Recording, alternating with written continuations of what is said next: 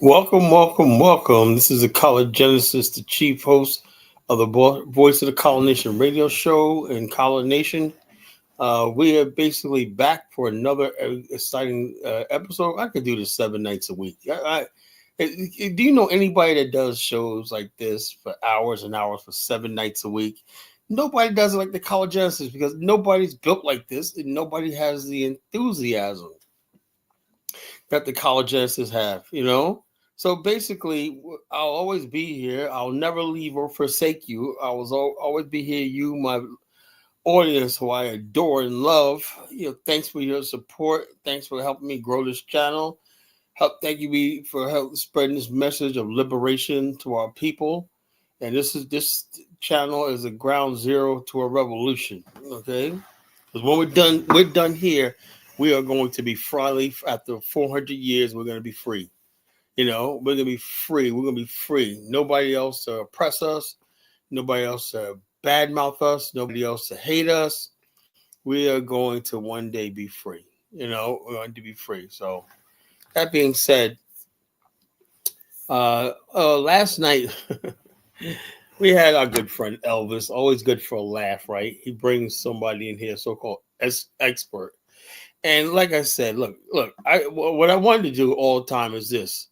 I want people to be able to debate me. I don't want people to be intimidated by me because I have a platform and debate me. That's why I don't go so far when I debate somebody, right?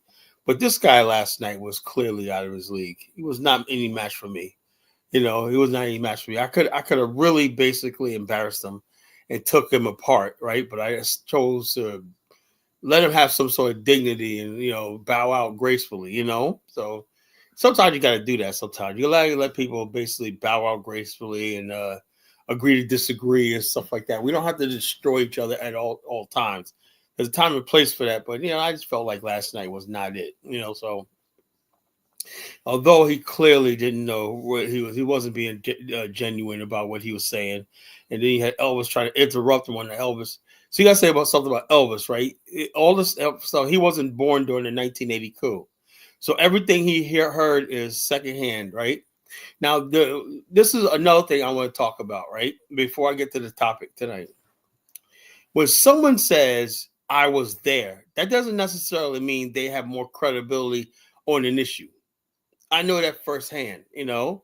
I lived in New York. I know there's people that live outside New York who knew more about the city I came from than I live in there. I lived there because they studied it, more observed or whatever like that. I may not pick up on certain things from the lived experience, but that don't mean you actually know more just because you're from someplace. Colin, what are you talking about? What exactly are you talking about? Yeah. Chantel, I am friggin' unbeatable in the debate. Ask Bomani. Nobody. Bomani's been listening to me for years. He said, I've never seen anybody come close to beating you, Colin. You're unbeatable. You're invincible when it comes to debating. Why? Because there's a one debate practice. I think. See, Chantel, you would not have a chance with me because your premise is off, right? You look like a cross between Gary Coleman and Shaka Zulu, but yet you believe you're Native American. So you don't have nothing to stand on. Your whole premise is off. So the bottom line, so that's why I said when you debate somebody, you got to be right. I don't look. Let me tell you something. There's people who say stuff that I disagree with, but because I can't dominate a debate. The art of war says if a battle can be won, don't fight it. That's me. Certain topics I avoid because I don't have the. I know I don't have the thing. Okay. Thank you, Chantel. If it was a compliment, you meant that as a compliment. I'll accept your compliment and thank you. I apologize for getting out of your pocket. Anyway, so the whole thing is this: what do you think the natives look like? Iron Ice Cody. I don't know what the heck you're talking about. No, Native Americans don't look black. I tell you that right now because I grew up with them. They don't look like Negroes. Native Americans are Native Americans, right? A completely different race. Native Americans are what most Negroes, most unattractive black people want to be because they hate themselves. This is what the self-hatred is the bastard child of a lost identity. right? When you lost your identity, when you lost your identity, you basically produce self-hatred. You know, self-hatred and lost identity are married or are relatives. So the first cousin or the bastard child of self-hatred, of lost identity is self-hatred. When you lost your African identity and everything, and you start making lost identity means you make up stuff that never existed, right? Like this idea of extremely dark Aboriginal people living in cold ass North America thousands of years ago. What the hell were they doing in North America? And when everybody knows black people are from the tropics, there are no black people in the Western Hemisphere because it's too cold. You know, you might find some melanated people in the South Pacific and Africa and sometimes India, but those aren't true Africans. You know, but in North America and South America, the temperature and the climate is too cold to produce African phenotype. So I don't. So when people have a lost identity, like Chantel, she can't just look in the mirror and say, "You know something? I'm an African woman," right? You know, and basically, I just gotta accept that L. Chantel gotta accept that L. I don't have long hair. I gotta get weaves. I gotta wear a wig on my bald head and whatnot. So I that means I must be a Negro. Chantel, you are a Negro. Just take the L. Take the L with the loss. My sub-Saharan Africans raised up. Woo! Sub-Saharan Africa. We're the bottom of the pile of the human civilization, Ain't built nothing, ain't created nothing, but here we are. And the only people that be subjugated to chattel slavery on a scale we did, the sub-Saharan African, you know? Yeah, self-denial, lost identity produces self-hatred, And we're gonna see a lot of that displayed tonight. Let's just watch the chat room. Right, everything I say, these people, when they come in here, all they do is prove what I'm saying. They prove what I'm saying, But back to debating, when you debate, when you take somebody's premise away from them, right? They can't win. That's what I do. I go for if there's something that I can't win on, I'll leave it alone. Because I know when I'm right about something, and I know why, because I believe in LARP. LARP is an acronym I created called what's logical, what's achievable, and reasonable and practical. If it's not LARP, I'll leave it alone. LARP ensures me that whatever I do or whatever I practice or whatever I endeavor, it's going to have a 99.9% chance of success when you're a LARPist. I do know history very well, Miss Chantel. I'm an author, Miss Chantel, have you ever published a book? No. So you can't just make up history and whatnot. Make up history, you know. I do know who I am. I'm a black African. I'm from Africa, sub-Saharan black Africa. That's who I'm from. I'm an African man, who happens to be from the transatlantic state in America. I am an American by nationality. My culture and my ethnicity is American. So I am an African American. My race is African. I'm an African man by race and blood. My nationality is American. That really explains all that. I'm in America. My culture and everything came from a thing. I don't look no damn Apache. I'm an African man. I'm a black African man, and I'm proud of that. Why? Because the reason why I'm proud of that is because I'm willing to take the L for everything, right? Say, okay, so the worst thing you can be is sub-Saharan. I know everybody's ashamed to be sub-Saharan Africa. I get that, right? But I know for a fact it's going to be sub-Saharan Africa that's going to produce the African, and that's what I want. I know that the African continent is going to bless us with a civilization that the world that's going to be unmatched anywhere in civilization. That's what I believe. So when you believe that you have a future, you're going to start loving yourself. I love myself because we have a future, and the future is nationhood. I'm not going to give that up to be patted on the head by white people and say, okay, you're not a Negro anymore. You're a Native American. We could, everybody know what it is. Native Americans basically, Native Americans, but why is one thing. Native Americans are highly more regarded historically than Black people of Africa. You know, their social status may be down, but they still have a higher social status. That's why we got to get out of the system, because it doesn't matter what your social status, your money is, and what you do in a racist society. Only thing that matters is your race. That's why I said you could never build. Anybody thinks they're going to build, have peace in America, being Black, you're insane. Because America, no matter how many, like, which let me give you an example, like Oprah Winfrey, Michael Jordan, all these people that are so-called billionaires, they're below the average white person who work in the McDonald's. You know, if you try to, you go take a trip to the deep South, in small town, you find a Black and okay, raised in Oh, okay, yeah, you were in a reservation, Chantel. Okay, what the hell are you reserving? You know. Oh yeah, Chantel, you're not Native American, you know. And I can tell by your voice. I know because I used to know a lot of Native American. I know the type of voice they have. They have a different baritones. Chantel, your voice is deep. You know, you're an African. You know,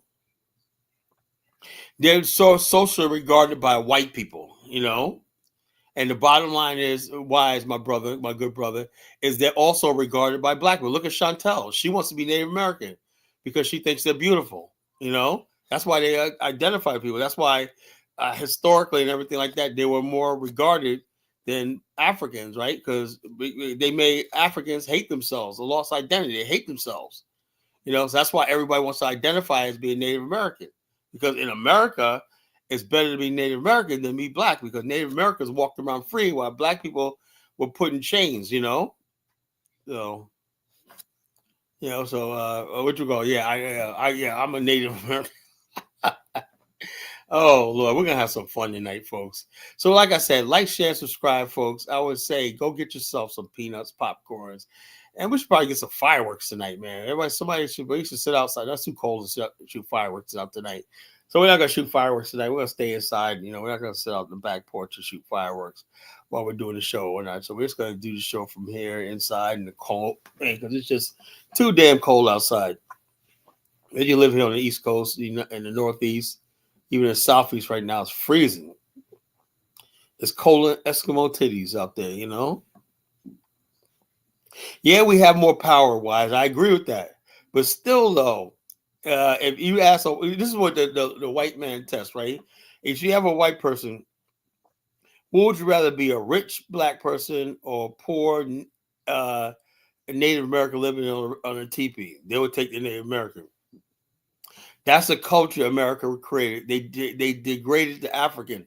That's why people like Chantel, they hate being called Africans. You know, the white man did his job. You know, you mentioned Christopher Columbus. When Columbus came here, he said he was in India. In the time, the Spanish people knew Africa. They went on the coast of Africa. They knew who the Black Africans were. When they came over here, the Native Americans were not dark skinned. You know, they weren't dark as you, Chantel. You know, they were reddish brown to yellowish brown, and they basically were a different race. Black people like yourself and myself were Black. Our hair, everything was Black. You know. Well, yeah. Why? I just said to hell white people. Yeah, but they don't. Long as we live in America, it can't be held, because what they say goes. That's why I say you people keep playing around with this idea of an Afghanistan, and white supremacy is going to be the rule of the day. How they see the world. Like, why do you think Africans come over here and they even look down on you now? So the white man's put you at the bottom of the shit. You're like in the bottom pile of their civilization. Everybody comes in and steps on the Black man, right? Because that's what America's set up for. If you're a Black African slave descendant, you're on the bottom. That's why so many Black people say they're not slave descendants, right? I was listening to Kaizo today. I'm not no slave. Nigga, please, you know. I was already here and whatnot, you know. So how'd you end up on the plantation? Oh, now Dane Calloway and these clowns, these FBA clowns and Dane Calloway, they're linking together. They're trying to say slavery now was voluntarily. We worked for white people voluntarily. We weren't slaves. So at the same time, they want reparations. They said we just got unpaid labor because the white people forgot to pay us. This is insane. You know, this is insanity. You know, Negroes are insane, So what you call people like Chantel, these people, I'm trying to set the Negro free. Those self-hate, we're gonna deal with the self-hate tonight. Because the bottom line is this: people have been playing with this too long. I don't, like I said, I don't give a damn. Look, let me tell you something. When I do get monetized on super chats, I am not gonna accept no super chats from no Wabo. We are already here, FBA. I do not want your money or your support. I'll tell you that right now. If you are FBA or you're putting this friggin' indigenous stuff on that, don't send me money because I'm gonna friggin' send it right back to you. And then block you for trying to send me money. You are not gonna get out of it. There's no getting out of this. You're gonna deal with your self-hate once and for all. I'm gonna bring it to you. Why? Because I love you. I want to see you do better.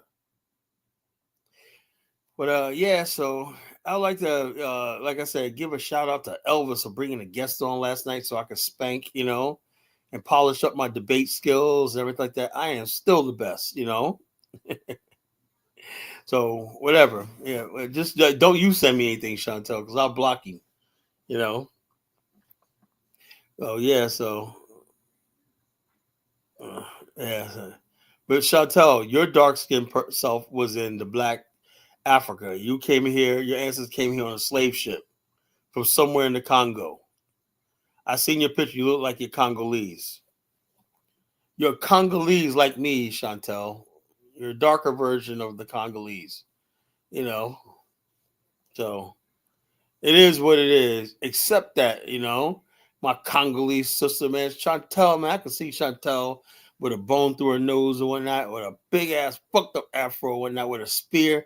Them bring it on, suckers, And she got a spear and a shield ready to do some war. Woo! I see it now, I see the vision, boy. I really see the vision, man. I really see the vision, man. I see friggin' Chantel and Chukwu and all these people carrying their spears, trying to redeem sub-Saharan African, right? Sub-Saharan Africa raise up, We all sub-Saharan Africans, right? We've been getting our asses kicked for 500 years, right? Now it's time to have some self-love and respect and rally around that sub-Saharan African identity, We are not from North Africa. We're not from Egypt. We're not from Morocco. We're not from Tunisia. There's evidence that black people didn't even create the Mali Empire and all that shit like that. That was created by Berbers and Tuareg. Really, when it comes down to it, we didn't create shit. We didn't create shit. So the bottom line is this: since we didn't create nothing, but we have an excellent to turn the tides of history around. Like Marcus Garvey said, 1 minute you're down on the bottom of civilization, and next minute you're up. But you got to realize that you're down before you can get up. Please don't start telling me how great you are and we did this one. I know our scholars told us that lie before because they wanted us to make us feel better about ourselves, and they loved us, right? But I can't do that. I love you even more. I'm gonna tell you the truth. You ain't did shit, and you're in America, you ain't doing shit, And so the bottom line is this: we have to start doing stuff to redeem ourselves, So I don't know. I don't know if Dr. Mumar's in Ghana. I don't know what he's doing right now, So we're gonna have some fun tonight, man. We're gonna have some fun. But yeah, I'm trying to see. I want to see that Mr. Victor with Najee, Elvis's homeboy, that called in last night, man. Like I said, I really was good. Like I said, I wrote down all the stuff I could have asked him to really corner him. But it was so easy because, like I said, people come up here and debate me, and they don't have no real debate skills or whatever like that. They can have a discussion, but when you talk about debating somebody, you gotta look. You don't leave yourself open for attack, because I will attack, and make you, like I would say, point of order, stop right here. I need you to clarify. Blah blah blah. What? Blah blah. Then Albert interrupted. Carl, let him talk. No. He needs to clarify what he just said. And then you find out, let him talk or not. You really don't know what the hell he's talking about, or he's giving misinformation, So that's one thing I hate, when people give me misinformation, and they're supposed to be an expert, a man of honor. But I think the guy has some integrity or not. He's a married man, whatever like that. But like I said, let me tell you something. Let me give you a brief history of Liberia as far as progressives, right? This is what I really want to ask him, right? I always said, Mr. Najee, with all due respect, can you screen share a video of the works of the progressive movement. Like, we have a good brother called Afro Think Tank, right? That's in Ghana right now doing aquaponics, fish farming, and all stuff like that. And I applaud him for that. Where was the so-called Liberian native progressives that were implementing projects in their own country with their own money and funds and everything like that? Because the rally projects that Tober did came from private funds or the people raised themselves, not even the government. So how come the native people who wanted power? The thing, and then when the coup happened, they thought these progressives in Liberia thought the PRC, People's Redemption, were going to hand power over them. No, and the rule of nature is this: to the victor belongs the spoils, right? Those who spill the blood inherit the land, right? They spilled blood because they executed the Congo men, American Liberians on those poles right there. So they're like, since we went through the trouble of executing people, we spilled the blood. Now the spoils of this is ours, right? But these people who thought they were so entitled, right? Because they went out, they learned how to read and write, and when they figured, man, first of all, they couldn't even convince the military and average Liberian that they were capable of running a country. That's also the coup happened for absolutely no reason. Because the bottom line is this: Liberians have been suffering ever since. They've been suffering ever since. And then I want to ask him too. I said, look, and I know he was not being truthful about his education. I said, where did you start your education? Oh, it started with Samuel Doe. Okay, if Samuel Doe, it don't make any sense. If Samuel Doe paid for your education or not, why would he hand you guys over the reins of power? Because that's what it was really all about. It was about power. The progressives really thought they were plotting the whole time to basically be the new rulers, the new American Liberians and Congo people. That's all it was. A lot of these guys were raised by the Congo people. People don't know that, and they simply just wanted power. They wanted power. If you say you want power one night, let's like you ask a person why'd you rob the bank, they say because it was there. That's human nature. You went for yours. You saw an opportunity to have power and all your dreams of wealth and power and everything like that, and you look like you're a big man and everything like that. Of course you did. That's what happens when your base instincts take over and reason, logic, and everything. That's why I'm a LARPist. I believe in logic. What's logical, achievable, reasonable, and practical, right? What I was gonna ask this guy yesterday.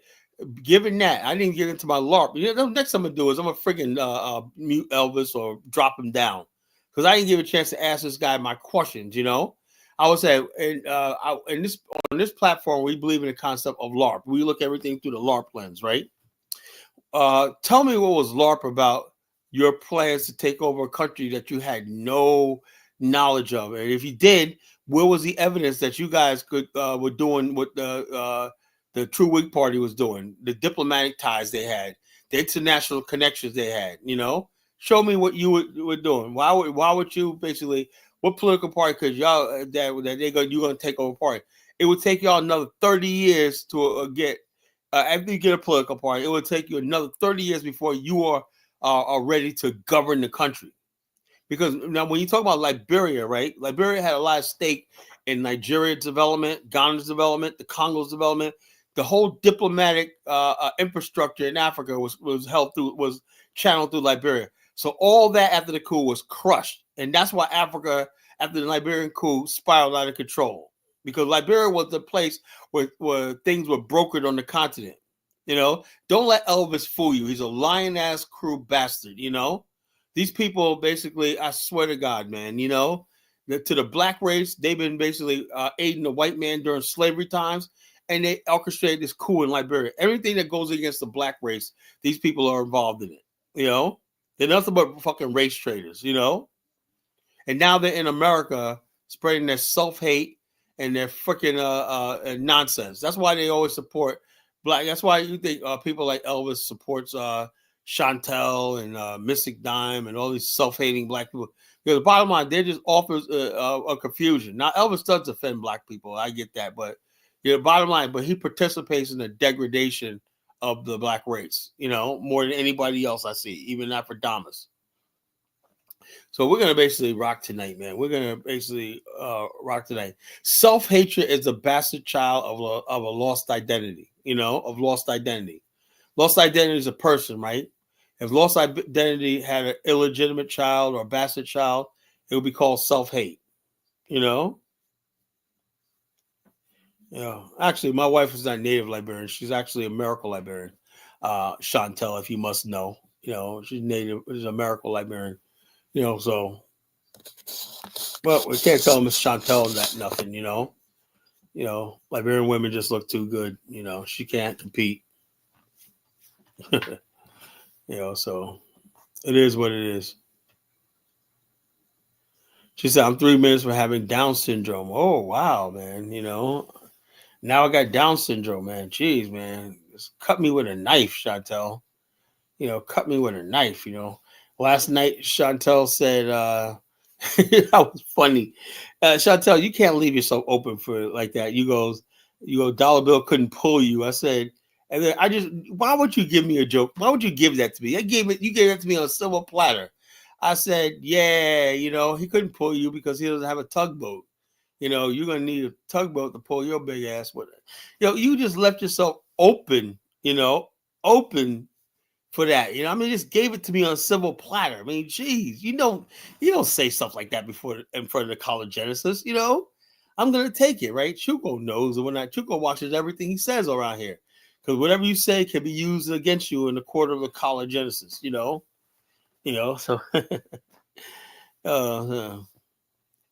ooh, you call Elvis a cannibal? Wow, man, that's rough. Elvis, I hope you're in the chat room looking at this, man. You better clack back at that shit, man. It's calling your tribe a cannibal tribe, man. I wouldn't take that shit, man. Chukwu Igwe, the King Chukwu, says FBA's Black Indians, Hotels, Moors are practice self-hate. No shit, Chukwu. Thank you for telling me that, man. I would have never known that. I would have never known that the Black Indians, the Hoteps, the Moors are practice self-hate. Damn, Chukwu told me something I never knew. I tell you, man, it's just wow, man. One par for the course, man. So it is what it is. The main thing, Broody, is that sub-Saharan Africa, in the Congo in particular, is where our ancestors came from. Let's stop glorifying it, right? It was a place where the slave trade was the heaviest because I think we were among the dumbest Africans and whatnot, And so the bottom line, we just got to take that L on that. I'll take that L, but I know for a fact the matter that's where the African is going to be. And the bottom line is because the strongest, most intelligent Black people are here in Black America or not, we're going to redeem sub-Saharan Africa. We're going to make it the golden age of Black African civilization, unmatched anywhere in history. That's what myself dreams about. That's what my brother David Hitt dreams about. That's what Dollar Bill dreams about. That's what all the real Black men dream about. We dream about our own Shangri-La, our own Utopia, and everything like that. We have the vision, And right now we're gathering the manpower, the willpower. Once we have the willpower, then you got the manpower. That'll come next, So it is what it is, Kyle, you Tourette syndrome or something. You need to slow down, think before you speak. You're too old. It's bad. I'm not babbling. I'm talking. I'm just having a conversation, Miss Chantel. I'm just having a conversation. Who else could do a monologue, Usually people just, let me tell you something about me. I can sit here and do a 5-hour monologue, just keep talking off the top of my head, or maybe some notes I've written down and everything like that. Usually people do a show and 5 minutes later, they open the lineup and let somebody else talk with them because they really haven't. I hate shows like that. I think when you're a host of a show, you should do most of the talking. And then people want to come in and respond to what you say. That's good, but you should always be engaging. You should never lose your show. So the bottom line is this. We basically, a lot of times we don't do that because who's good at that? That guy, Angry Man. He does that. I like the Angry Man show because he'll sit there for like 3 or 4 hours just talking. That means the Angry Man has something to say. When you have something to say and you're deep, you'll be able to talk for like 4 or 5 hours or whatnot. I am teaching, I'm using humor, I'm not dragging a joke about women, I'm not, look, I am not trying to belittle one. If you believe that, you can come up here, Chantel, and tell me what you feel. I don't crack the jokes about women, I crack jokes about you sometimes when because you ask for it, You asked for it, so I have to cap back at you,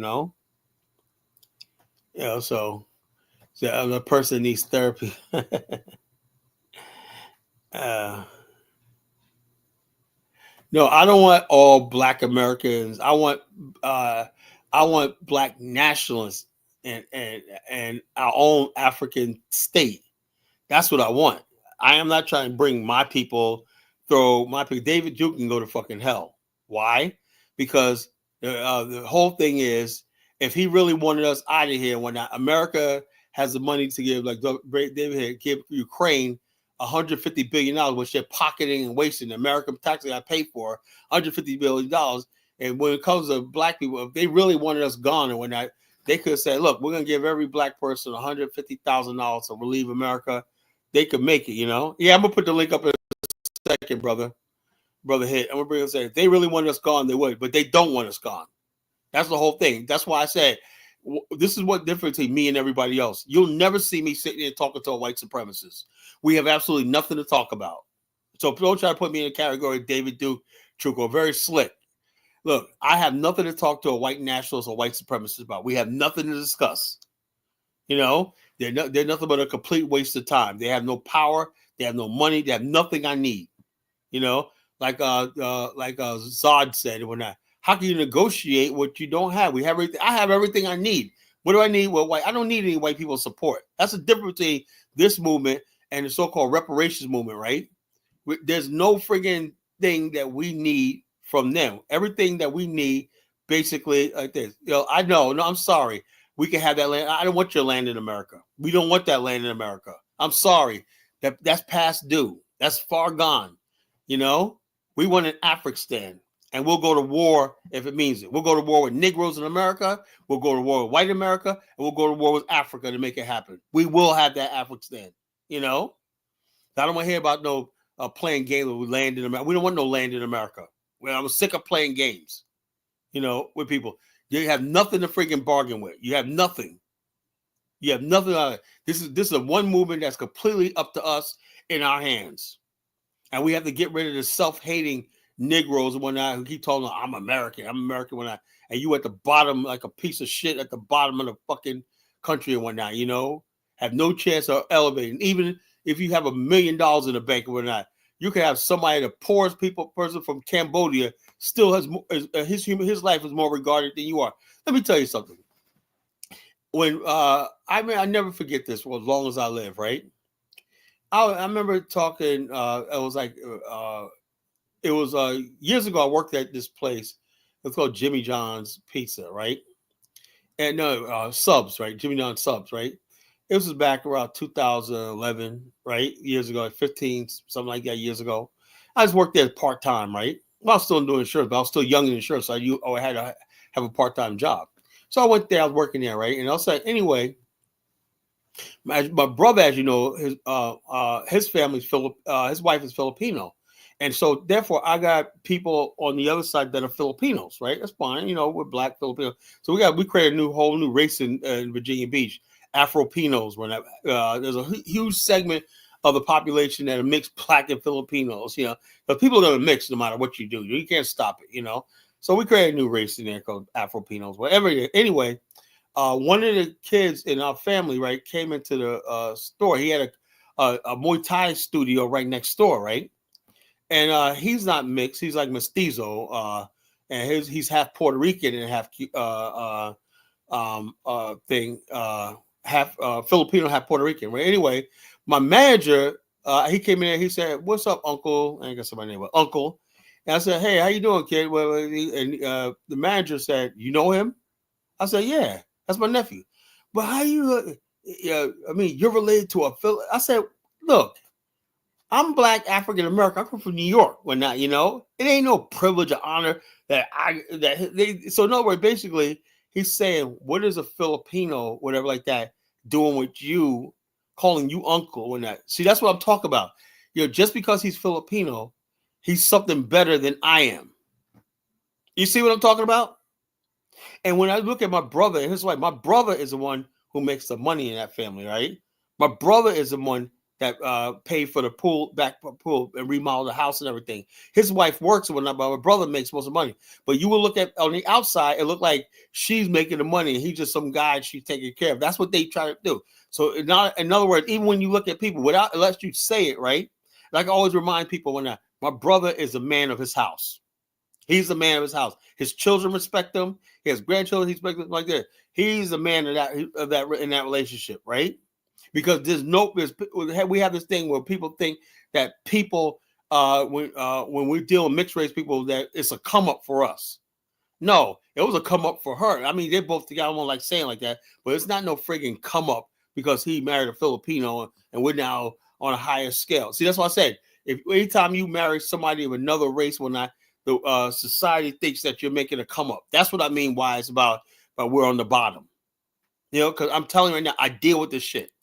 You know, I basically in my business, right? I have people under me in my business that are white, Filipino, Hispanic, whatever like that. When we go to these big meetings and conventions and stuff like that, they're like, "Oh, the people head your organization." They look at me, my brother, my sister. We're the head. You know, like, how did that happen? And whatnot. You know, you got people there under you that are old enough to be your parents and whatnot. You know, older white people, older Latino people, older Asian people, whatever. Yeah, why? Because we're good. We believe we're not no DEI or affirmative action. We're the friggin' people that friggin' beat any agency in the state of Virginia. And we're about to expand in North Carolina. Because that's what our parents put in us, to be the best. Or whatever we do. And say, so look, Chuko. My philosophy is this. Black America just being Black America will create wealth, you know? Will create wealth. The reason why Africans don't have any wealth is because they don't have any demand for wealth. If you want wealth, you got to basically like that, you know. So look, I don't care about no self-hating black people, you know. The bottom line, the self-hating black people, they can stay right here. I am not trying to go this. We got enough people basically when this kicks off to be like, hey, you know something, this is a good idea. Even if I don't go, I like to see it happen. That's all we need, really, to tell you the truth, you know. So so there's one have no. I don't believe in that. Me personally, I don't believe in that ADOS FBA bullshit in America. You know, I believe my definition is of a nation that the primary ethnic group are African Americans, of course, right? But also in Black culture in America, right? We always historically had people assimilate. We're the only group of Black people that have people assimilated into our culture. You know, Sidney Poitier wasn't so-called African American. Harry Belafonte was not Black African American. Cicely Tyson. These are people we know and love and grew up with. You know, that's who we are as people because they became us. It's the same thing as the African. People will it'll be African Americans, right? But guess what? When people come over, they'll become one of us. We'll have a new identity. You know, so I don't believe in no damn that goofy ass ADOS FBA shit. That does not happen with Collegenesis, you know. That's why I said when somebody like me is leading the movement, you know, I'm somebody you could trust, you know. So Jay said $5 African. No, I'm just a typical African American, nothing more, nothing less, you know. So self-hate is a bastard child of the lost identity, you know. And when you know your identity, you know your future, you know where you're going. You know, right? But people are basically trying to talk about, oh, we need you look, I've had it all up to here. You're not going to get no reparations. All that is what we call Negro stalling tactics. Trying to avoid the inevitable. The inevitable is nationhood. Anybody tells you anything else is just babbling. The end result of our ancestors who were released from slave is a journey and a search for the promised land. That's what the Black America is all about. A quest and search for the promised land. Anybody tells you anything different is lying you, misleading you. And they're basically like, we were never trying to fight for no damn equality in America. We want the promised land. There's an old saying, a white man's heaven is a black man's hell, you know? And the black man's Zion is where the white man is not, you know? When you realize that one night, you know, so that, you know, that you, wait. Truco, we could take our wealth and invest it how we want to invest it, you know. Black America, the only reason why Black America is suffering because we're not organized. Once Black America is organized, we have our own banks, hedge funds, all that stuff like that, on stock exchange, like that. We'll have the money, you know. Black America, equity and home equity is undervalued. It's like trillions of dollars worth of home equity. There's plenty of things to tap into: pension funds, home equity, home ownership, everything to raise the capital needed to build this thing. You know, it's going to happen, though. You know, we're going to self-reparate ourselves. You know. Yeah, so, yeah. Sanders is self-hating FBA. I guess you talk about. Yeah, you know. Well, the bottom line, Afghanistan won't turn into another Liberia because that will never happen again. That will never happen again. I don't want to hear the boo-hooing about so-called native people. If you're in our land and whatnot, we'll try to assimilate you and culture into our society, but holding power or if you think about that, you deserve power. And also, we got to always make sure we're the vast majority, you know, even if it means that we have to give African Americans a basic income so they could immigrate to there. I'm willing to do that, you know. I'm willing to basically put taxes on everybody else, just a little bit of businesses, right? Just to give encourage more Black people to. I'll take the Boomquishas and the Pookies. Why? Because they're going to shore up our numbers. That's the most vital thing. That's what America did. America got white people from Europe to come over here because they feared, even back then, black and people of colors population. So they brought millions of people from Europe here. You know, Africa is going to be we're a first world people. So all we need to do is duplicate what we know in America. You know, the bottom line is that Haiti is a third world country. We're first world people. We're the only first world Black people. Only thing we know is the first world, Chukwo.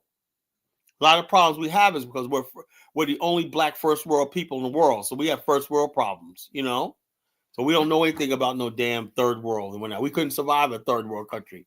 You know, we got to start from the first world at the beginning, from the outset, you know. So I don't know, Chukwu. So I can enjoy Nigeria. Nigeria will never be anything, you know. So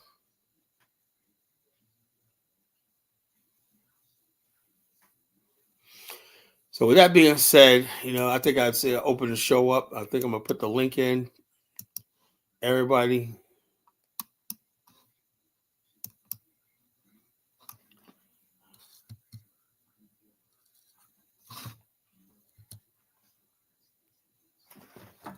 Yeah, like I said, this idea of what happened in Liberia will never happen again. We're going to put mechanisms in place to make sure that never happens again. We believe in a nation that's basically for the African American to finally have a nation of their own. Now, if you want to be part of that, that's fine, but you understand your place. You know, the streets, the buildings, the monuments, everything is going to be about us. We don't want to hear no boo-hooing about your ancestors, whatever like that. Do it in your own fucking country, you know? Let's see. We got one person up on here. Let's see what he says. All right. IAS Production, what's on your mind? Yeah, I just want to ask you a quick question. You said you talked about you being a first world in Africa. First of all, not no. Let me ask you this question first. What part of Africa would you guys want to get a line We don't from? know. We can't disclose that yet. You know, we don't know. Like I said, let me tell you something. Let me tell you something. This is my vision, right? And I don't speak for Brother Hit or whatever like that. This is my vision, right? Okay. Years ago when I basically after the what incident was this? Okay, after Trayvon Martin happened, right? The Trayvon Mm-hmm. Martin and those riots and stuff like that happened, and then Stanley Crutcher, right? I said to myself, is there a homeland? Because I knew about the Jews have a homeland. I remember out hearing Bibi Netanyahu say that the Jews have a homeland to protect any Jew in the world if they want to come here and seek sanctuary.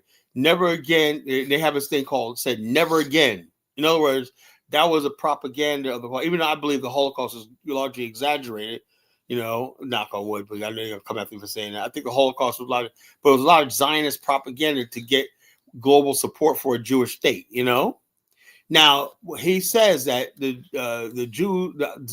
Israel's sole purpose is to be a psychological safe haven for Jews anywhere in the world. If they ever persecuted again, they have refuge, right? And I said to Correct. myself after these riots and everything like that, Michael Brown said, I said, where's a place of refuge for African Americans? Not, and the reason why I say African Americans is because I was seeing at the time that a lot of Africans don't care about racism and stuff like that. We had this lady, Chiamanda, said that we Nigerians don't see color and race. And the world been using Nigerians to discredit Black America's fight against white supremacy, by basically saying, look at this docile, contempt Negro. Look how well they're doing, blah, blah. And they exaggerate their success and education in America. It's all stab at Black America. That's all it is, And so I said to myself, where is the Black man Zion? Where's our Zion? Where's our land at, right? And then I looked it up. I said, hey, you know something? And the Wikipedia, Webster, it does not exist. There's no term for what is an African American homeland, right? So I created one, and I spelled it with a K specifically because K is the 11th letter of the alphabet, right? And Deuteronomy 11 in the Bible said, I shall bless thee with a land of their own to the children of God, I shall bless you. That's Deuteronomy 11. If you obey the Lord's commandments, I'll bless you with a land of your own that's flowing milk and honey. So that's why we spell the African with a K. We spell African American with a K. Well, Kala, I like the way you think, right? But do you know most of your people don't think that way. They rather be under somebody else than because I remember that's all they know. That's all they know. There's a good propaganda campaign in America, right? To make it seem America has a lot of good propaganda. It makes it seem like everybody is it, something, how I know this is gonna work, right? Because Black people, when Barack Obama got elected, every Black person was like, oh, we finally made it. Within like 4 years of Barack Obama elected, people start saying, is this was it? What about our ancestors, And people are starting to be Black America is starting to soul search itself, saying, why are we going through all this, right? Why is it everybody else has peace on the earth and whatnot? And we see other groups of people, they're at the international conference and everything. Black Americans realizing too, we're almost 50 million people, right? And we watch a country like South Sudan with 99% illiteracy rate, primitive people, animist people, right? Get recognized as a state. And we're saying, why is it that if they have the confidence to build a state, we're the most educated, advanced group of Black people the world's ever seen. Why can't we do that? And so more and more Black people thinking like that. But the thing is, the people who think like that are basically bought off and basically and think about all the Black intellectuals. What they do? They get bought off by white academia to push LGBTQ integration. And the bottom line is we got distracted by the orange man, Donald Trump. When Donald Trump, and I said, look, I don't care about Donald Trump. We were talking about nationhood, and next you know, we're in this battle with the MAGA people and that, we don't care. Let them have this fucking country, And so, Kala, that's your problem right there. You calling South Sudan primitive people, that's your problem because look, I'm sorry, man. I have this. Let me say this, right? Look, bro, it's not an insult, right? But when you look at the IQ, the level of development when that it's not there, bro. I'm not gonna say. But it's a reason for it. It's a reason for it, though. It's a reason for it. That's not a bad thing. It's a reason for it, though. You gotta learn people's history before you start calling them names. Well, I know. Look, it's not. Look, it's nothing bad. Look, it's nothing. It's a reason for it. Let me tell you something, brother. I applaud them that they, even when they're in their state, they had enough pride in themselves to say they want to rule themselves. So I admire them very much. I admire South Sudanese very much. I'm proud of them more than I am my own people sometimes because we got so much education in Black America. We got HBCUs, everything like that, and we can't solve basic problems. Why? Because we don't want to part ways with the white man. These South Sudanese said we don't need the damn Arabs or whatnot. That's white supremacy too. You think a lighter skinned people is your superior and you need them. They said, no, we can figure things out ourselves. And they didn't, So you're right about that because I'm not look. And the bottom line, the fact that they are, when I say primitive, I mean, they're not advanced modernist people, but they had the confidence of to say, yeah, we want to try this modern civilization. They're coming out of there state and they're going to be advanced people one day, And guess why they still why they are still where they are because of the same white supremacy you're talking about because you got those Arabs over there trying to suppress them. Right. So that's why they have to break out. That's why. Those are my so that don't mean they primitive just because somebody doesn't learn how to read English. Exactly. But hold on. The bottom line is Everything they're going through, they could solve just with basic education. You know, when you take away education from us Americans, we're in the same level. We'll be hunting and gathering and doing the same damn thing. You know, so the bottom line is, yeah, they at least they have a future. You know, See, there's a problem with people. They don't want to admit the reality. Like, it's not a knock on you saying, "Oh, people are primitive." It's just the reality. Until they're able to develop and become more, sophisticated. Unfortunately, at this point, they are primitive, but they're starting from somewhere. this starting something. No, then I would love to to me, be in I that don't consider position. them primitive.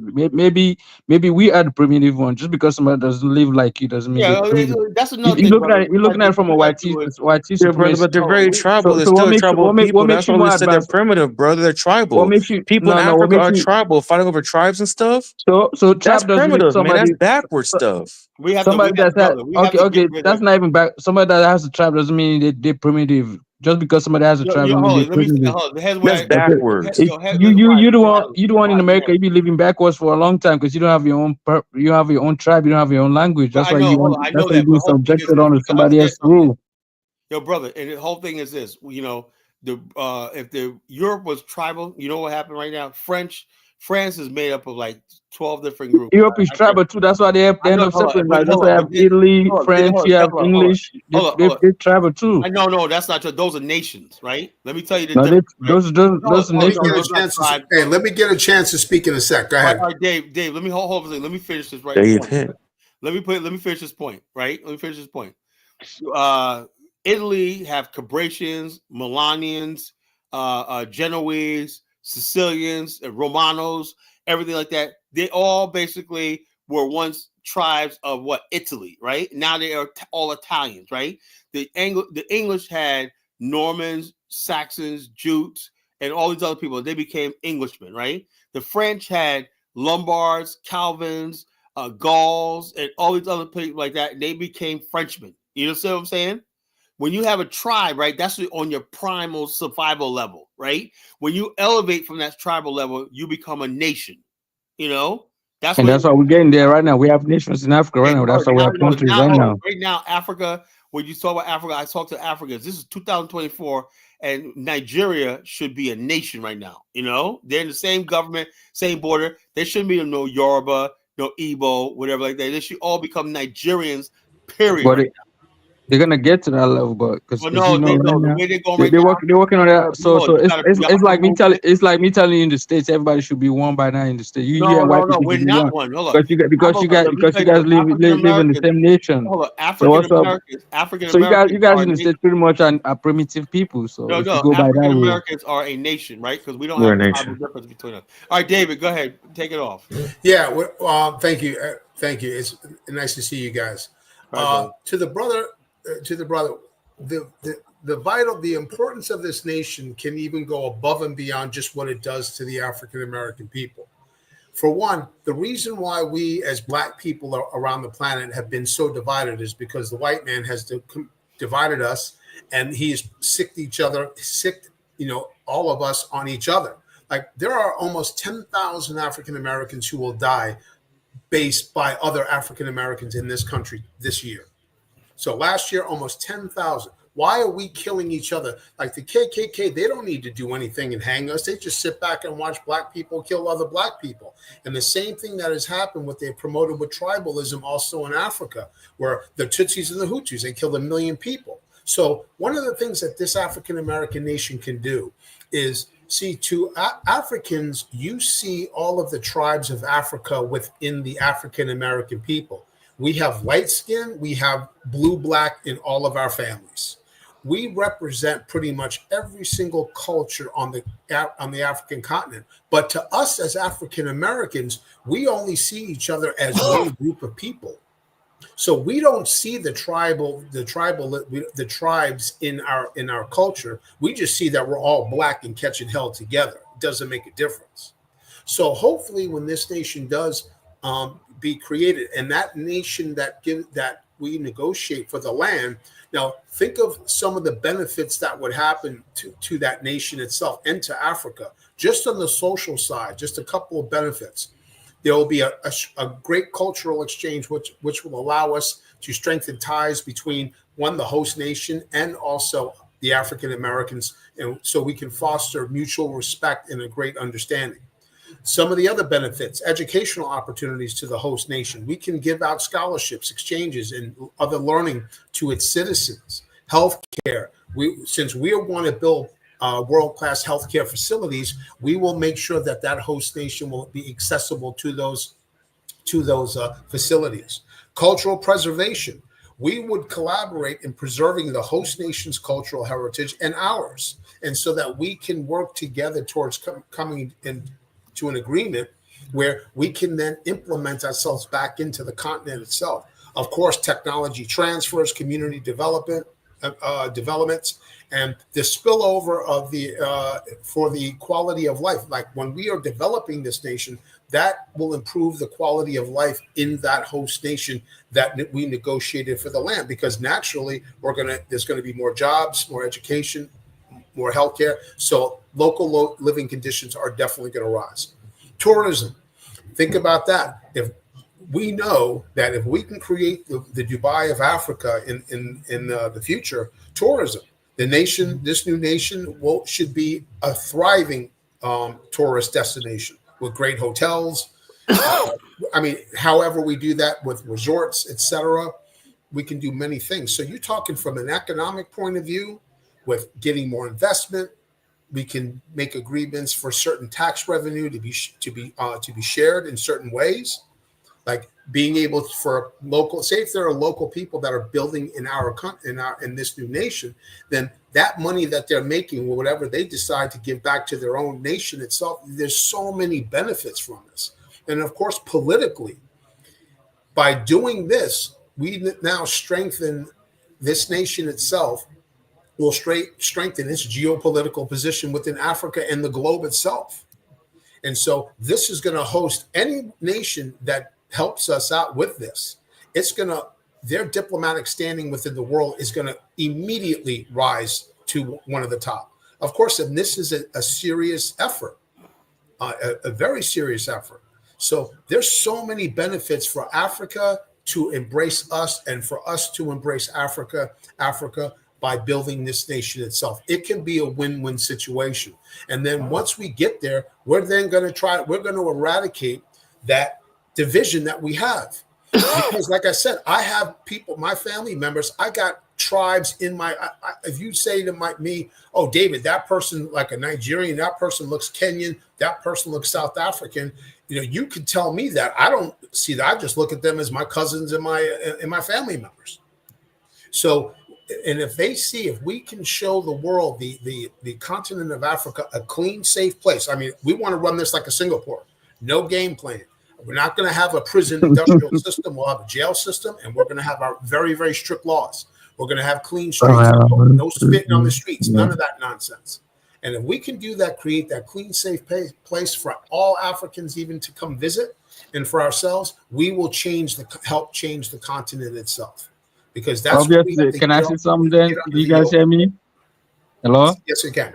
Yes, sir. Okay. Obviously, you don't know. You haven't attempted to run a country yet, because you don't know how a country is run. Basically, that's what you're saying. That. But of course we do. Within we know how a country is. We know how. You don't know. Of course, you don't know. You don't know how the whole thing. Of course we do. If you attempt to run a country, and I guess who's gonna come over there and take over the country? It's the same government that you work with right now. Same government that's going to come over there and sabotage you like they're doing right now all over Africa. They're doing right now. What about your country? Your country essentially end up being the worst country in the world, actually, just like everybody else struggling right now. And you know what? It's very common for you're gonna struggle with that. Let me speak. I gave you time to speak, sir. Let me speak for a minute. Yep. Go ahead. So essentially, because right now in America right now we see you struggling with identity issues, with everybody trying to identify as different people. You have that issues right now going on. Do you think don't you think that similar issues gonna have that in your country, your new country? We don't have that. We only have that because we live in a country let me ask this country. Black people. Let me ask this question. That's all. Let me ask this question, sir. Sir, okay. Sir, do you want to see the African American people live in a place where they can live and rule themselves in peace and And that's what I want to see. That's why I like Carlos' idea. That's why I like his idea. He's got a good idea. The only thing I don't agree with everything he said, but I like his idea of you guys getting your own place. I mean, your own country, even if it's just a state, you get that place, like maybe like Mississippi or something like or North Carolina, you just get that state by yourself and run it on your own anywhere around the world. We want it back on the continent of Africa. Would you accept us if we were able to go back to Africa and find unoccupied, undeveloped territory? Would you support us to get unoccupied and undeveloped territory? Yeah, I'll support you guys. I'll support you guys, just not in my own country where I'm from, because we already tried that. We already tried that before, and it didn't work well. What country are you from? I'm from Sierra Leone. Oh, Sierra Leone. No, okay. We wouldn't go to. Let me ask you a question. Brother. See, Sierra Leone, right? When you look at it, right, Freetown was one thing. It was like a thriving, beautiful city, civilization, right?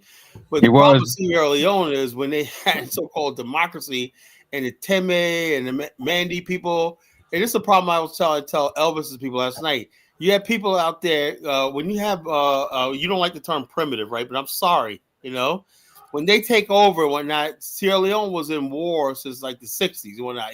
There's been chaos and everything. It's never been right, So why is it that basically when you guys screw up whatnot, you always want to put it back to the people who founded Freetown?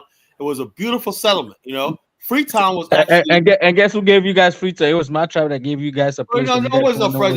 No, it was actually the British, bro. Who gave you guys a place over there? And guess who came and messed it up? It's the same British people who's messing up right now. You had no choice. You was a British subject. You had no choice. You had no choice in the matter. They came and said, "We're going to take this area because the British needed someplace to offload slave ships and is unwanted black population." When we keep the British shots when they came over there. We allow you guys to stay there. We gave you guys okay. Gee, thanks and whatnot. Actually, we basically said the British, the Sierra Leone, the British said, we're gonna take it. Where'd you get the name Sierra Leone from? We got it from.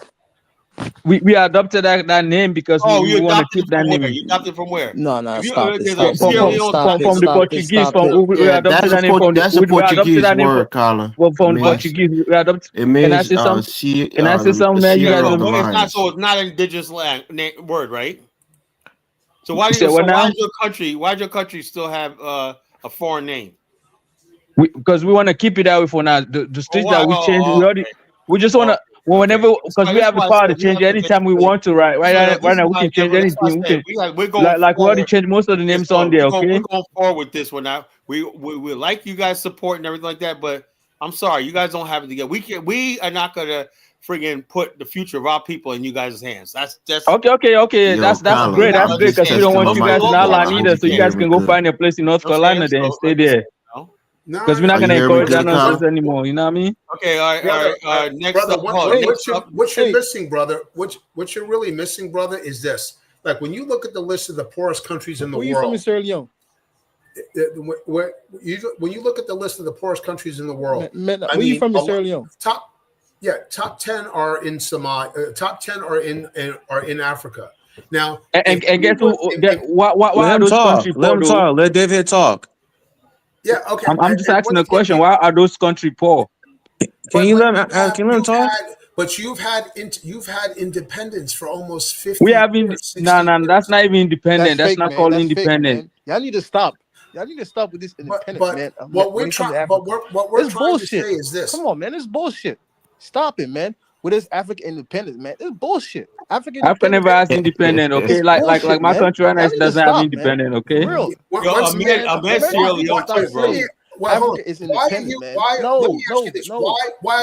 are you so against us? Why are you so against us? We're not against you guys. We support you guys to have your own land, not just under our own under our own detriment and disrespect that you guys come with. Stop this. Why can't we own Why can't we get a piece of territory on the homeland of our ancestors? Because you guys gonna be working for the white supremacists that's been conquering Africa forever, like you guys did in Liberia and Sierra Leone. That's what you guys gonna continue to do.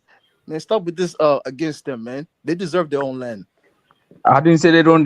They deserve their own land, but not just under our own suffering. Where is your IAS? But with all respect, you sound like you're Indian. Why do you sound like Indian? I'm Are you not Indian, man. I'm African, man. Why you say I sound like No, Indian? your voice pattern. I know African voice. You sound like you're part. Are you part Indian or Lebanese? No. I'm not Lebanese. I hate those people, man. I don't like them at all, Oh, No. man. Okay. are you Okay. 100%? Okay. Are you What's 100% your black ethnicity? African? I'm 100% black African. I already told you my tribe gave you guys, Baibure, right? It's my part of my tribe. He gave you guys land when you guys came to Freetown. You wouldn't mind put your camera on for a second. Man, I don't want the world to see me, man. I can't be tribe? seen by the world.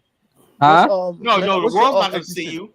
I'll drop you down and whatnot. You can show me. Okay, drop me down. You can see me after you drop me down. Okay, you drop down. I want to see what you look like.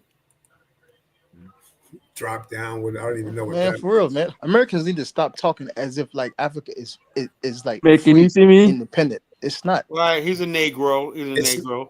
Yeah, It's not, man. it's He's a Negro. we cannot build. No, it's not. you know, Yeah, Y'all need to he understand does sound like Judah. how the world really operates, man. Hey, I'm yo, sorry, Kyla, man. how my mic sounding?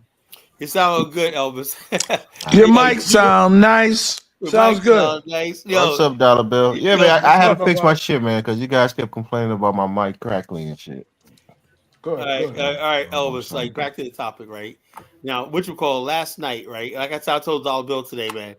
I had to explain to Dollar Bill. I was really nice to your guy yesterday, right? I could have really destroyed him, but he seemed like a respectable man. Just let it go. You blew No, I can't let it go, Elvis. Man. Let it go. You've Hey, been Kala, we're shot, talking bro. about nation state right now, man. You've been Come on, shot, man. Let's Kyla. focus. You had a chance to really go deep. So You missed it because you wanted to spared protect him, yourself man, by. because I want him to come back. I want him to come back. Nah, you were spamming him questions and not letting him. No. You could really I had was a asking a deep real question. You conversation couldn't with him. answer, man. So Hey, Kala, you know what? I got like a right place for you to find land. Like in Algeria, they got big ass land that they're not occupying. no.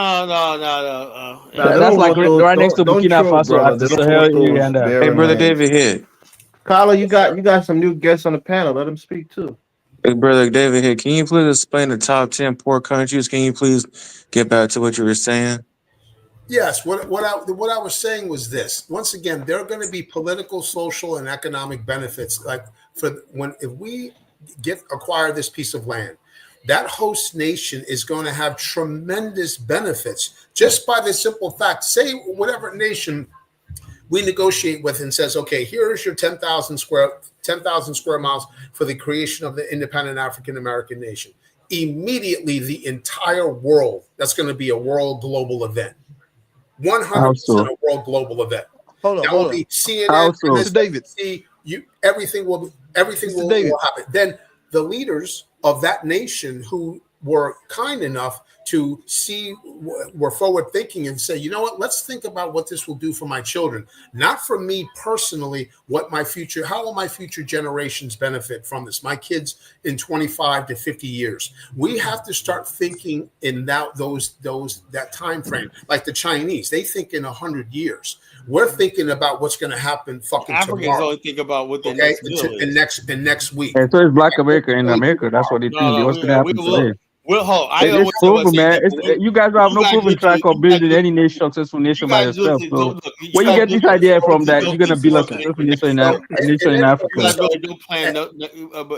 As we go forward on this, when you look at how many nations in Africa that could benefit from this, just by the simple trade alone. I mean, the top 10 poorest countries in the world are in Africa, and many of those have had independence for 50-something years. South Sudan. They're not independent, man. They're not independent. Let me tell you about my country, for example. Let me tell you about you. Well, let me let tell you him about my finish, country, man. for example, man. Let brother David here They're finish. saying the same stuff as Africans. So once again, brother, you're going to contradict. No, you're going to contradict. You're going to tell me that we as African. You're going to tell me that we as African Americans. Y'all keep watching CNN, BBC, all these Western media telling you Africa is independent.